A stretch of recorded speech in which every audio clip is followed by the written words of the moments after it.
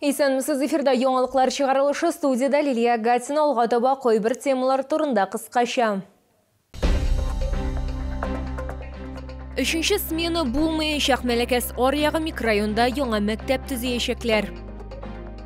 Елганы да чистартачаклар, юллар да солачаклар. Шәһәр 400 еллыгына ничек әзерләнә? Яршалы мэрі иртән Казанга дошман пилотсыз учкычы һөҗүмен игътибарсыз калдырмады. Шәһәр башлыгы сүзләренчә, республика тулы хәрби әзерлектә тора. Бәхеткә каршы зыян күрүчеләре юк. Барлык сәнәгать предприятиеләре дә эшли. Әмма барысына да әзер булырга кирәк дип хәбәр итте Наил Мәхдиев. Идарәче компаниялар өчен билгеләнгән барлык эшләр башкарылырга тиеш. Еще раз обратить нужно внимание управляющих компаний, Руслан Флерович, для того, чтобы не только во внутренних чатах была бы информация, связанная с действиями граждан в тех или иных ситуациях, но и визуально. В каждом доме, в каждом подъезде. Әгәр сезне берәр проблема борчыса, яки шатаклы хәбәр җиткерәсегез килсә, безнең WhatsApp хезмәтенә мөрәҗәгать итегез. Фотосурәтләрегезне һәм видеоларыгызны 8939 311 31 31 телефоны буенча көтеп калабыз.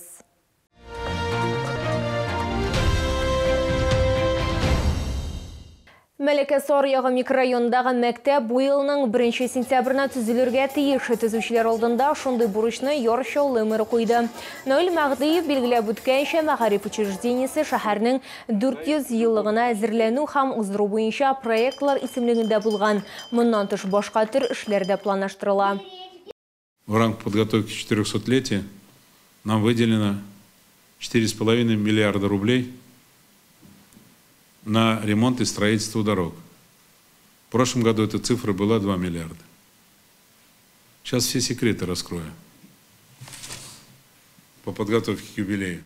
Шулай ук Мәләкәс елгасын 10-нчы комплекстан Казан проспектына кадәр чистартуны дәвам итү каралган. Моңа 300 миллион сумнан артык акча бүлеп биреләчәк. Исегезгә төшерәм, беренче этап 2 ел элек башкарылган иде. Яршалы 400-лык юбилеен исә 2026 елда билгеләп үтәчәк. Üçüncü смена булмаячак. Бүген мэрияда аппарат киңәшмәсендә тагын бер мәгариф учреждениесе төзелеше турында хәбәр ителде. Мәктәп Мәләкәс Аръягы микрорайонында сафка басачак. Бу хакта башкарма комитет җитәкчесе урынбасары Мансур Фаттахов белдерде. Тулырак алдагы материалда.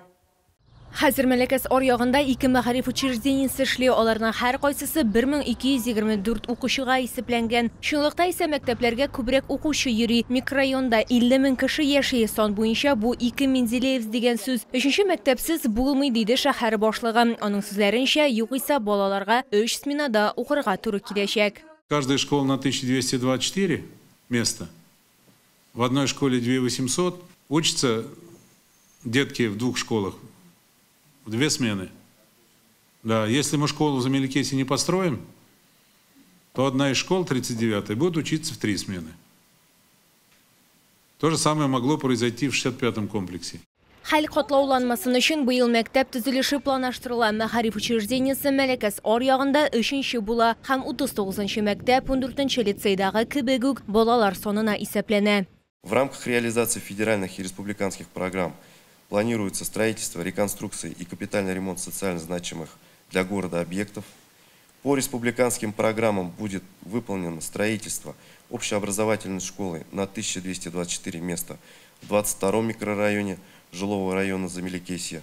Яңа мәктәп гамәлдәге мәгариф учреждениеләренә йөкләнешне киметергә тиеш. Шулда яңа мәгариф учреждениесе төзелешеннән тыш зөкләндерү эшләре үткәрү дә күздә тотыла. 54-нче гимназиядә һәм 88-нче физик мөмкинлекләре чикле балалар өчен каралган мәктәпкә яңартулар булачак. Лилия Гатина, Эльмира Гайнетдинова, Кирилл Хабзей, яңалыклар. Салкыннарга әзерме? Синоптиклар фаразлавынча, бу атнада республикада кискен суыту көтелә. Иң салкын төн шәмбе көнне фаразлана. Термометр баганалары 23 градуска кадәр төшәргә мөмкин. Бу теманы да бүген хуҗалык җитәкчеләре белән киңәшмә вакытында читләтеп үтмәделәр. Башкарма комитеты җитәкчесенең беренче урынбасары хәбәр иткәнчә, шәһәр һава торышы үзгәрүгә әзер. Работали неделю в штатном режиме, да, температуры достаточно высокие для этого времени года. Но теплосетевые организации, они готовы к понижению температуры, поэтому работаем в графике. Жылылык чыганаклары эшли Шоллы мэры Ноэль Махдиев сүзләренчә хәзерге вакытта барган вакыйгаларны исәпкә алып кизү турыны оештырырга кирәк. Аппарат кеңешмәсе вакытында транспорт мәсьәләсен дә игътибарсыз калдырмадылар. Исегезгә төшерәм, маршрут чикләрендәге үзгәрешләр пассажирлар ягыннан шактый сораулар тудырды. Шәһәр мэры Ноэль Махдиев үз хезмәттәшләрен шауларның мөрәҗәгатьләрен игътибар белән тикшерергә, вазгыятьне аңлатуларын сорады. Шәһәр башлыгы сүзләренчә, эш минималь вариант буенча алып барыла. Бу нәрсә дигән сүз? Җавапны алдагы материалда белерсез. Шол автопаркында зур сыйдырышлы 135 автобус бар. Мэр Ноэль Махдиев сүзләренчә, шәһәргә өстәмә рәвештә тагын 70 берәмлек җәмәгать транспорты кирәк. Булары барысы да маршрут шилтәренең сыйфатлы эшләвенә мөмкинлек бирәчәк. Есть республиканские и федеральные программы, есть поддержка руководства республики для того, чтобы ежедневно на линии было 200 автобусов.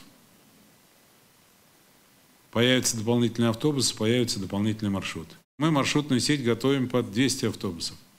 Пока их у нас в наличии 135. И поэтому ряд маршрутов мы совместили. Мэр шәһәр маршрутларына аз сыйдырышлы автобусларны кайтару тәкъдиме хакында да әйтте. Шәһәр башлыгы сүзләренчә, алар югары куркыныч чыганагы булган һәм булып кала бирә. Бүген Шолда аз сыйдырышлы 14 автобус бар, алар 9 маршрутта йөри, ләкин тиздән аларны шулай ук зурларына алыштырачаклар. Сегодня 96% оплаты идет безналичная, да?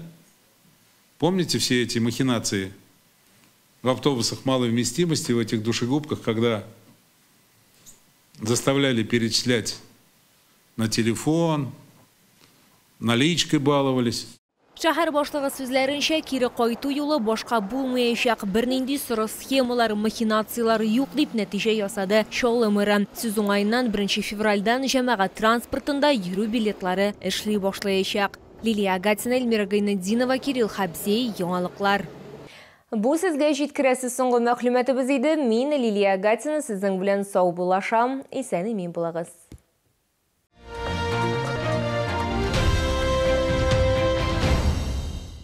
До конца месяца обследование уролога за 1650 рублей. Восстановление мужского здоровья. Лечение бесплодия, простатита, эректильной дисфункции. Телефон 200 222. 200 222.